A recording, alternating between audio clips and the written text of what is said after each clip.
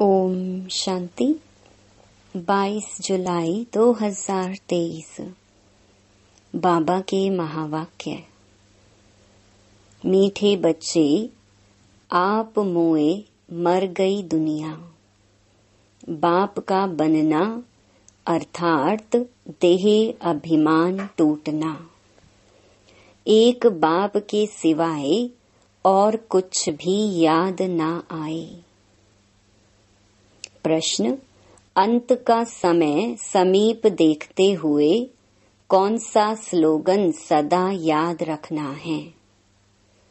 उत्तर: किनकी दबी रहेगी धूल में, किनकी राजा खाए। यह स्लोगन सदा याद रखो, क्योंकि अभी दुख के पहाड़ गिरने हैं। सबका मौत होना है। तुम बच्चे तो अभी बाप पर पूरा बलि चढ़ते हो। तुम्हारा सब कुछ सफल हो रहा है। तुम एक जन्म बलि चढ़ते, बाप 21 जन्मों के लिए बलिहार जाता है। 21 जन्म तुम्हें लौकिक माँ बाप के वर्षे की दरकार नहीं। द्वापर से फिर जैसा कर्म वैसा फल मिलता है। गीत: मैं एक नन्हा सा बच्चा हूँ। ओम शांति। यह तो मनुष्य मात्र जानते हैं कि ऊंच ते ऊंच भगवान है। भगवान को हमेशा परमपिता परमात्मा कहते हैं और उनका ऊंचा नाम भी है, ऊंचा ठाव भी है। सबसे ऊंच मूल वतन में रहते हैं। अब जबकि गॉड फादर कहते हैं तो जरूर बच्चे ही ठहरे। ऐसे तो नहीं कह सकते हम फादर हैं। सर्वव्यापी कहने से तो सब फादर हो जाते। उनको तो हमेशा परे ते परे परम धाम में रहने वाला परम पिता परमात्मा कहा जाता है। ऊंच ते ऊंच भगवत, इसीलिए सब भक्त उनको याद करते हैं। कहते भी हैं भगवान को ही भक्तों को भक्ति का फल देने यहाँ आना पड़ेगा। वह बाप है स्वर्ग का रचयिता। क्रिएटर जरूर नई दुनिया ही रचेंगे, तो वह आएगा कहाँ? क्या पतित दुनिया में व पावन दुनिया में? देखो, यह बात अच्छी रीति धारण करने की है। तुम कोई छोटे नहीं हो। शरीर के ऑर्गन्स तो बड़े हैं ना। तुम जानते हो, सभी बाप को याद करते हैं, समझते हैं यहाँ दुख है। हमको ऐसी जगह ले चलो जहाँ शांति सुख हो। ड्रामा अनुसार बाप को आना ही है। बनी बनाई बन रही, इसमें कोई फर्क नहीं हो सकता। वर्ल्ड की हिस्ट्री ज्योग्राफी चक्कर लगाती रहती है। 4 युग फिरते रहते हैं। कलयुग के बाद होता है संगम युग।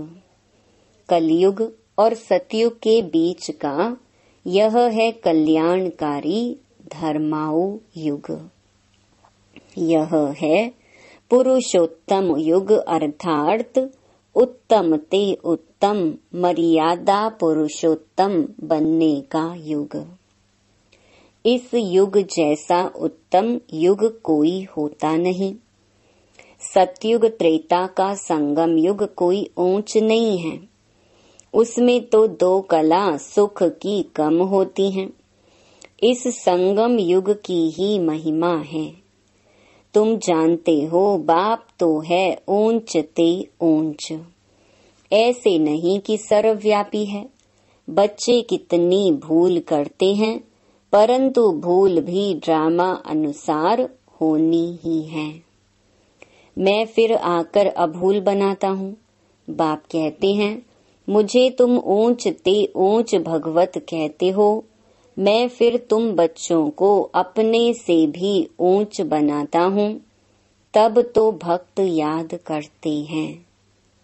लेकिन सर्वव्यापी कहने से मिट्टी में मिला दिया है, तो खुद भी ऐसे कंगाल दुखी हो गए हैं। भारत सुख धाम था, अब दुख धाम है। अब बाप कहते हैं, मैं तुमको अपने से भी ऊंच बनाता हूँ। मैं तो परम धाम ब्रह्मांड में रहता हूँ, तुम भी वहाँ रहते हो, फिर यहाँ आते हो पार्ट बजाने। जानते हो ब्राह्मण है ऊंच ते ऊंच चोटी, तो ऊंचे ते ऊंच शिव बाबा की क्या निशानी रखेंगे। वह तो एक स्टार है, जैसे आत्मा वैसे परमात्मा, चमकता है भ्रकुटी के बीच में अजब सितारा। आत्मा का रूप है ही स्टार, यह बना बनाया ड्रामा है। इसमें सभी आत्माएं ब्रह्मांड निराकारी झाड़ में रहती हैं, जिसको निर्वाण धाम कहा जाता है। आत्माएं निराकारी दुनिया स्वीट होम से आती हैं। अभी तो दुख धाम है, कितने पार्टीशन हैं। सतयुग में कोई पार्टीशन नहीं था, भारत ही ऊंच खंड था। बाबा को सत्य माना ट्रुथ कहा जाता है। बाबा कहते हैं, मैं सचखंड स्थापन करने आता हूँ, तो जरूर नई दुनिया स्थापन कर पुरानी दुनिया को मिटाना पड़ेगा। अभी दुख के तो पहाड़ गिरने वाले हैं, किनकी दबी रहेगी धूल में। वह भी समझते हैं कि हम जो बॉम्ब्स बनाए आपस में आंख दिखाते हैं, तो आखिर खात्मा तो जरूर होना है। परंतु पता नहीं कौन प्रेरक है जो ऐसी चीज बनवा रहे हैं। गीता में भी है कि पेट से मूसल निकले। यह है सारी बुद्धि की बातें। बॉम्ब्स निकालते हैं अपने नेशन का विनाश करने। यादव, कौरव, पांडव 3 सेनाएं हैं ना। यादव कौरव लड़कर खत्म हुए, बाकी कौरव पांडवों की कोई लड़ाई नहीं होती।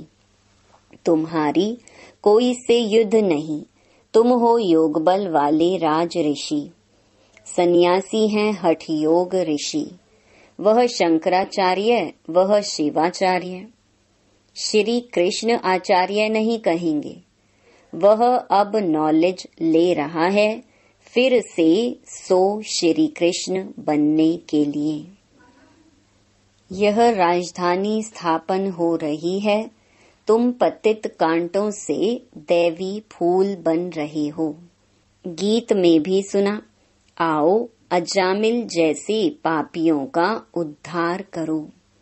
गाया भी जाता है, पतित पावन वही सतगुरु है, जो तुमको नर से नारायण राजाओं का राजा बनाते हैं। यह है एम ऑब्जेक्ट, यह पाठशाला है ना। इसमें हम नर से नारायण, नारी से लक्ष्मी बनते हैं। इसमें अंधश्रद्धा की बात नहीं। स्कूलों में एम ऑब्जेक्ट होती है ना। तुम बाप के पास आए हो बेहद का वर्षा लेने, वहाँ का वर्षा यहाँ लेना होता है। वह है ही सुख धाम, यह है दुख धाम। गीत में सुना, मैं छोटा सा बच्चा हूँ। तुम बच्चे हो ना, कोई 25 वर्ष का, कोई 20 वर्ष का। बाबा कहते हैं, एक दिन का बच्चा भी वर्षा ले सकता है। बेहद का बाप फिर भारत को हीरे जैसा बनाने आया है। सतयुग में कितने हीरों जवाहरों के महल थे, बात मत पूछो। फिर जब भक्ति मार्ग शुरू होता है, तो पतित राजाएं बैठ सोमनाथ जैसा मंदिर बनाते हैं। राजाओं के पास मंदिर होते हैं। आजकल तो बहुत ही मंदिर बनाते रहते हैं। सबसे मुख्य मंदिर किसने बनाया होगा? जो पूज्य से पुजारी बनते हैं, जरूर उन्होंने ही बनाया होगा। आप ही पूज्य, आप ही पुजारी, यह महिमा परम पिता परमात्मा की नहीं है। उनकी महिमा तो सबसे न्यारी है। हर एक मनुष्य की महिमा अलग होती है। ऊंचे ते ऊंच महिमा है बाप की, जिससे तुम 21 जन्मों का वर्षा पाते हो। फिर द्वापर से लेकर तुम लौकिक बाप का बच्चा बन जैसे जैसे कर्म करते हो, ऐसा जन्म लेते हो।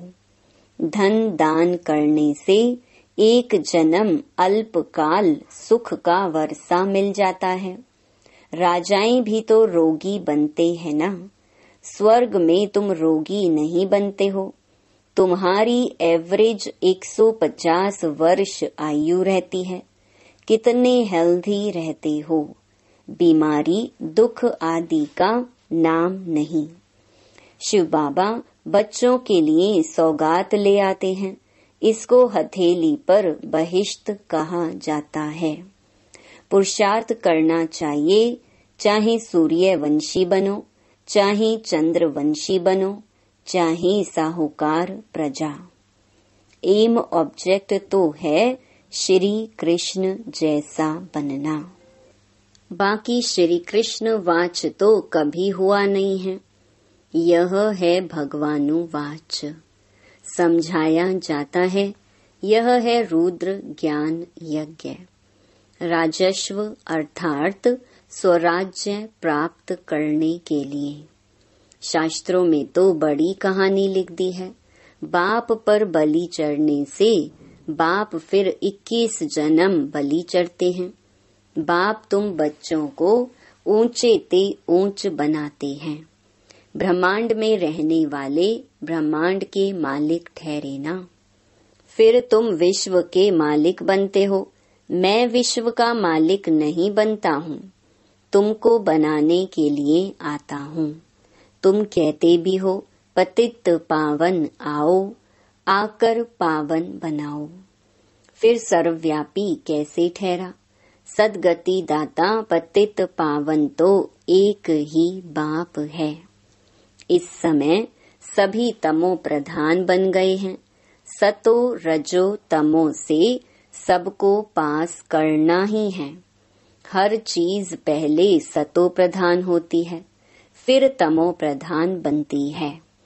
सतयुग में भी देवी देवताएं सतो प्रधान, फिर त्रेता में सतो राम राज्य क्षत्रिय, फिर रजो में वैश्य, तमो में शूद्र वर्ण भी है ना। विराट रूप में देवता क्षत्रिय वैश्य शूद्र दिखाते हैं। बाप और ब्राह्मण गुम कर देते हैं। तुम ब्राह्मण देवताओं से भी ऊंच हो, क्योंकि तुम भारत की ऊंच सेवा करते हो। तुम हो श्रीमत पर। श्रेष्ठ ते श्रेष्ठ, ऊंच ते ऊंच भगवान की मत मिलती है, जिससे तुम भी श्री लक्ष्मी नारायण बनते हो, श्री श्री शिव बाबा द्वारा। फिर माया का प्रवेश होता है तो तुम आसुरी बन पड़ते हो। कल्प कल्प बाबा ऐसे आकर समझाते हैं। बाबा ने ज्ञान का कलश तुम माताओं पर रखा है, मनुष्य से देवता बनाने। सन्यासी तो माताओं को नरक का द्वार समझते हैं, निंदा करते हैं, फिर आकर उन्हीं माताओं से भीख मांगते हैं, तो फिर कर्जा चढ़ जाता है। इसीलिए पुनर्जन्म फिर भी गृहस्थियों पास ले फिर सन्यास करते हैं। पुनर्जन्म नहीं लेते तो फिर इतने ढेर सन्यासी कहाँ से आते? भारत पवित्र था, संपूर्ण निर्विकारी दुनिया कहा जाता है। बरोबर देवताओं के आगे महिमा गाते हैं। आप सर्व गुण संपन्न। फिर अपने को कहते हैं मैं निर्गुण हारे में कोई गुण नहीं। सर्व गुण संपन्न यह शिव बाबा की महिमा नहीं है, यह देवताओं की महिमा है। परंतु पूरा ज्ञान न होने कारण राम सीता के आगे भी यह महिमा कर देते। शिव जयंती मनाते हैं परंतु समझते कुछ भी नहीं है। तो बाप कहते हैं, तुम्हारा अब ज्ञान का तीसरा नेत्र खुलता है। देवताओं को तीसरा नेत्र होता नहीं। चित्रों में देवताओं को दिखाते हैं परंतु वास्तव में है तुम्हारा। परंतु तीसरा नेत्र खुला फिर बंद भी हो जाता है। आश्चर्यवत सुनंती पशंती, औरों को सुनावंती, फिर भी भागंती हो जाते हैं। बहुत अच्छे अच्छे बच्चे माया से हारते हैं। बाप युद्ध कराते हैं 5 विकारों पर जीत पहनाने लिए। बाकी और युद्ध तो है नहीं। तुम अभी हो ब्रह्मावंशी, फिर देवता बनेंगे। अभी शूद्र से ब्राह्मण वर्ण में आए हो। इस समय सृष्टि का चक्र पूरा बुद्धि में है। नाटक पूरा होता है। बाप ले चलने लिए आए हैं। माया ने सबको पतित बनाया है। अब बाप कहती हैं, योग अग्नि से तुम विकर्मा जीत बनो। इसमें मेहनत है और कुछ करना नहीं है। बाप को याद करना है, बाबा हम आपके थे, आपने हमको फिर सतयुग में भेजा, पुनर्जन्म सतयुग में लेते रहे, फिर त्रेता में आए तो पुनर्जन्म त्रेता में लिए। इसको भी बाप कहते हैं, तुम अपने जन्मों को नहीं जानते हो, हम बताते हैं। मनुष्य 84 जन्म कैसे लेते हैं? 84 लाख की तो बात ही नहीं हो सकती। कल्प की आयु ही 5000 वर्ष है। इन शास्त्रों ने तुम्हें घोर नींद में सुला दिया था। अब बाप ने तुमको जगाया है। तुम जागकर बाप से वर्षा ले रहे हो। तुम छोटे बच्चे हो, कोई 3 मास का, कोई 4 मास का। तुम ईश्वर के बनते हो तो फिर आप मुए मर गई दुनिया। बाबा का बनते हो तो देह अभिमान टूट जाता है। बाप कहते हैं, शरीर में रहते हुए, गृहस्थ व्यवहार में रहते हुए कमल फूल समान रहना है। सतयुग में तुम पवित्र संबंध में थे। अब अपवित्र गृहस्थ धर्म वाले बने हो। तुम देवी देवता धर्म वाले ही 84 जन्म लेते हो। भक्ति भी तुम शुरू करते हो। पूज्य से पुजारी तुम बनते हो। पहले तुमने अव्यभिचारी भक्ति की, अब भक्ति भी व्यभिचारी बन पड़ी है। फिर तुमको बाप से वर्षा मिलता है। बाप को आना भी संगम युग पर होता है। युगे युगे कहने से करके 4 युग कहो ना, फिर 24 अवतार कच्छ मच्छ अवतार कैसे हो सकेंगे? God is one. रचयिता भी एक है तो उनकी रचना भी एक है। अच्छा, मीठे मीठे सिक्के लधे बच्चों प्रति मात पिता बाप दादा का याद प्यार और गुड मॉर्निंग। रूहानी बाप की रूहानी बच्चों को नमस्ते। धारणा के लिए मुख्य सार। पहला, स्वराज्य के लिए बाप पर बलि चढ़ना है। एम ऑब्जेक्ट सदा सामने रखनी है। पुरुषार्थ कर सूर्यवंशी बनना है। दूसरा, बाप से जो ज्ञान का तीसरा नेत्र मिला है वह सदा खुला रहे। माया की प्रवेशता ना हो जाए, इसका पूरा ध्यान रखना है। योग अग्नि से विकर्माजीत बनना है। वरदान, सर्व संबंधों से बाप को अपना बनाकर एक रस रहने वाले नष्टो मोहा स्मृति स्वरूप भवा। नष्टो मोहा स्मृति स्वरूप बनने के लिए सर्व संबंधों से बाप को अपना बनाओ।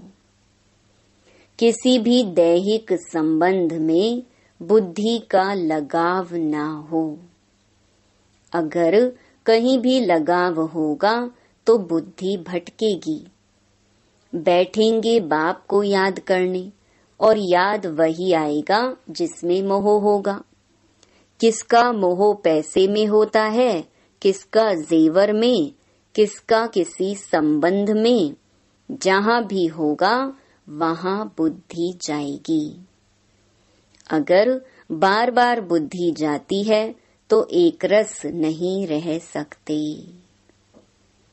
स्लोगन, प्रकृति को दासी बना दो तो उदासी दूर भाग जाएगी। ओम शांति।